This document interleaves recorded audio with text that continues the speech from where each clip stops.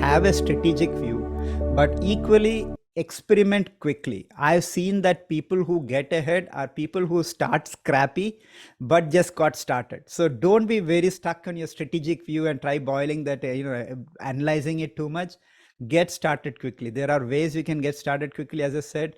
So be that one of that winner, because people who get ahead would be the people who have tried it and have gone through some of those heartaches, but now they have something which differentiate them from the competition. Hello, and welcome to a brand new episode of the Engatica interview series. I'm your host, Kimberly, and we are really glad to have you all of us join us today. We have with us a very special guest. We have Nandan Mullakara on the show. He is the founder of Bot Nirvana, RPA. They are on a mission to connect intelligent automation leaders through their digital automation club. Well, this is very exciting. So welcome to the show, Nandan. It's so nice to have you. Thank you for having me, Kimberly. Great to be here.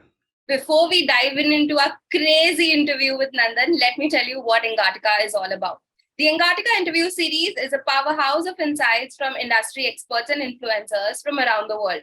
A platform that provides the latest news on AI, automation, and technologies that will help you grow your business. Come be a part of our community where we learn, share, and grow together. So diving into our first question with you, Nandan, how should organizations really get started with intelligent automation? Yeah, so intelligent automation, it's come a long way. Earlier when I started doing automation, I had to go and tell people what RPA is and what it does. And I used to evangelize it, show them what it is, and they would come up with ideas and they would be excited about it. But right now, most people have heard about intelligent automation. They're excited about it. So now there's like a pull. People are asking, how can I get started? Tell me about it. So having done intelligent automation for multiple enterprises, I've gone through an evolution in terms of understanding what to do. So right now I suggest people that they should start with their business strategy in mind. You should know what outcomes you're after, and then look at intelligent automation. Maybe intelligent automation is probably one of the things you can use to implement your business strategy. Maybe it is not, but first start with your business strategy. First understand that. Instead of having a tool and trying to make the tool work, understand what you want to do and then bring in the technology, right? So once you understand your business outcomes, and that you want to implement, let's say, at least some improvements in your processes, I would say the first step is to understand your processes better, because the processes in your organizations have evolved over a period of time. It's pretty complex. It's not what you think. So I always suggest people to understand what process is going on in your organization. One is bring in consultants like me who can help you understand the processes. It's a top-down approach. I work with the management in understanding your processes and implementing them. But right now, I advise people to bring in something like some tool which uses data to interpret the process. So the best thing is that, we have a lot of data now within the organizations which can interpret data, because we are leaving a trail of data whatever we do, whether we're using our credit cards, whether we are booking something through a website, or making a transaction. We leave a trail which can be used to decipher the process within the organizations. And most of the processes in the organizations are complex and it has many variations. So a tool which is a process mining tool or even a task mining tool is a best good step to understand what's happening in your organization.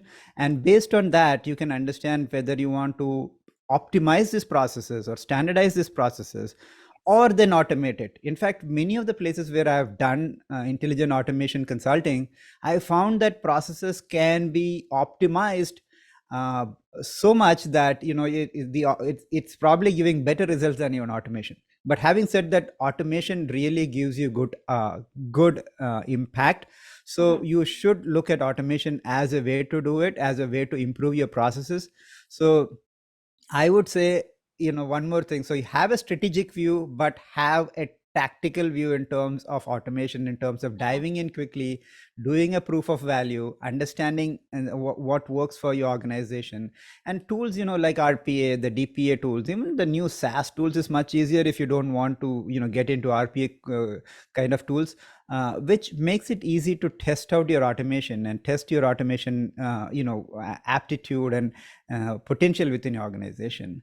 And then once you understand that, then you should have a well thought out framework, a way for you to move from this initial proof of value to a well-oiled center of excellence, which can guide you in terms of setting up an automation mindset within the organization, and doing a strategic rollout of automation within your organization for multiple groups. So, and one last thing I would say is that we've done this for quite some organizations now. People have failed multiple times, they have learned, so there's no need to reinvent the wheel. You can learn from other people, and our community is one such step in terms of helping people understand what's already done and help you get started on your journey quickly. That is pretty awesome. You spoke about how data is being like an essential factor in intelligent automation. That brings me to my second question: is intelligent automation data driven? Can you highlight a few more pointers on this topic? Yeah, I think everything in the technology space, computer technology space, is data driven. What we have been doing since the beginning is shuttling data from one end to the other, and intelligent automation, I think, is a step forward in that. That earlier we were taking data from some screens and putting it in the backend like a database.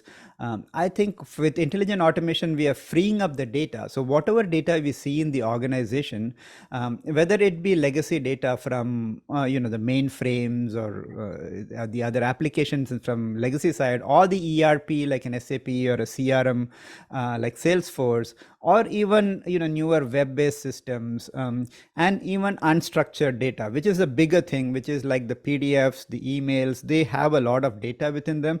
So all this data, if you look at an intelligent automation project, is mostly taking that data and freeing them up so that we can create better experiences for customers. And Forrester calls it the automation fabric.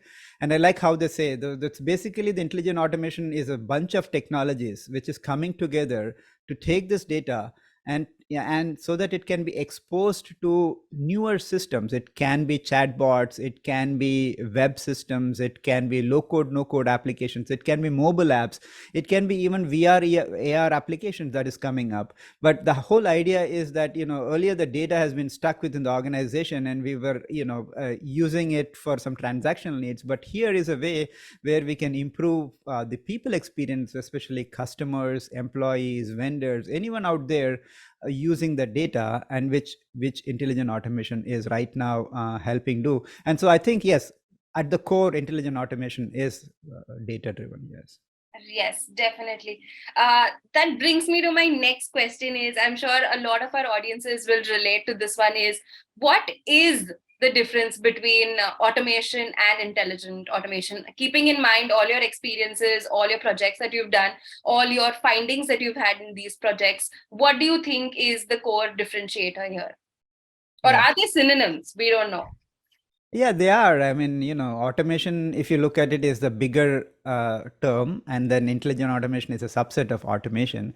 So if you say automation, again, this term can mean many things, but in generically, automation is doing things quicker, right? And that can be like it can be a physical automation. So we've got a lot of robots out there in the factories which have automated a lot of the work. So automation is not new, and I would say argue that even the early humans, making a tool like a hammer is kind of an automation, right? They were improving how they were doing things. And so it's been a long journey, but the I think physical automation was the first step.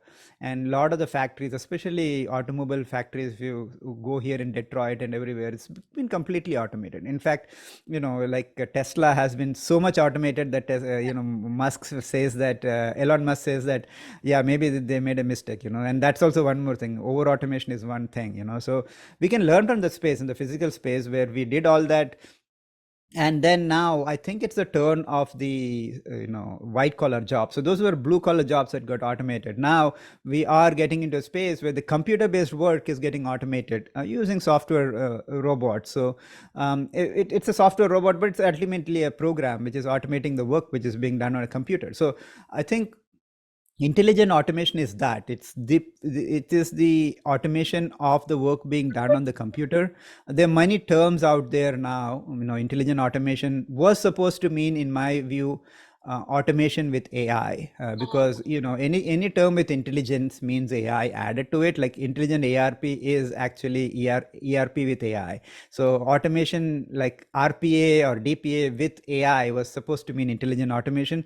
But the space is exploding so quickly, and so Gartner came up with this term hyper automation, which includes many more things, like process mining, or like decision intelligence, like chatbots. All that is coming into the space. So they termed hyper automation. Forrester calls it automation fabric. So all these terms, that's something we encourage in our community, is to go beyond the terms. But that, because at the end of the day we are seeing a technology explosion, terms cannot keep up, and terms become very confusing. They were always confusing, but they become more and more confusing. So the idea is to focus on what is the benefits, and that's why again I go back to my first thing, is that Question. what is the outcome that you want, what's the benefit you want, and then go look at what can implement it. It can be various terms, it can be various tools, but look at what outcome you're after.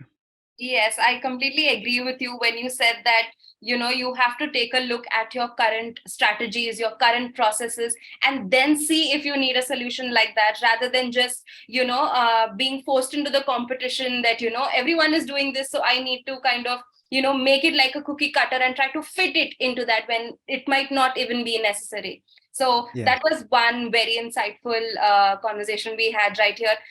Which brings me to my next conversation, which you've already spoken about, was chatbots. So, what role are chatbots playing in this entire intelligent automation cycle? Yeah. Chatbots, as I said, earlier, is one of the interfaces through which the data can be presented to the customers or people. Mhm. And chatbots is one of the ways. It's actually, if you look at it, chatbots have been a bit disappointing. I'm still disappointed with my bank chatbots. I mean, I'm talking of Bank of America chatbot, not very helpful. But chatbots is maturing quickly, so it's a good idea to start working with them. It is useful in places where there is standardized things you want to expose. So just like an HR employee manual, and there are certain questions, people don't like to refer to an HR manual and it's boring PDF, right? Instead, if people can come to a chatbot and ask a question like, how many leaves do I have left, and the chatbot can tell you such precisely defined things a chatbot can do. One good example I know is the US Army uses it for answering questions for the people who want to join the army, and it's really successful. So, such standardized things the chatbot can do, and intelligent automation can help in the backend to get the data. So when a new hire is asking some question, the intelligent automation can go get the data, for example, from PeopleSoft, and show that information for the user. So yeah, chatbots are becoming an integral part of automation or intelligent automation, and especially when chatbots are becoming easier to do, like Microsoft has got virtual agents, which is easy to drag, drop, and create them. It's becoming an integral part. It's still not there, honestly, so take it with a pinch of salt. You have to be ready to be disappointed, but get started with it, I would say. Yeah. Yes, definitely. I'm sure it is very essential to even add the human touch to chatbots Yeah. rather than it just being very robotic, which is kind of a turn off for users like that when they are, they're asking for a query and it's not able to fetch. It kind of Yeah. has a bad user experience as well. Yeah, and that is something I think will become better as technologies like GPT-3 and all these technologies come in, which is powerful AI. And I'm so surprised by technologies like GPT-3, how it can write things and how it can. So this whole NLP, NLG, or natural language generation has to become better for our chatbots to really become human. And I think it will be in soon. Yeah. Definitely. This was an amazing conversation, and then you've really brought a fresh perspective to the table, like telling us to go back to basics and see whether do you really need them and you know how we can get better with it. Are there any other sound bites you'd like to leave with our audience? I think, yeah, I will just keep hammering that thing, in my theme, have a strategic view, but equally experiment quickly. I've seen that people who get ahead are people who start scrappy, but just got started. So don't be very stuck on your strategic view and try boiling that, analyzing it too much. Get started quickly. There are ways you can get started quickly, as I said. So be that one of that winner, because people who get ahead would be the people who have tried it and have gone through some of those heartaches, but now they have something which differentiate them from the competition.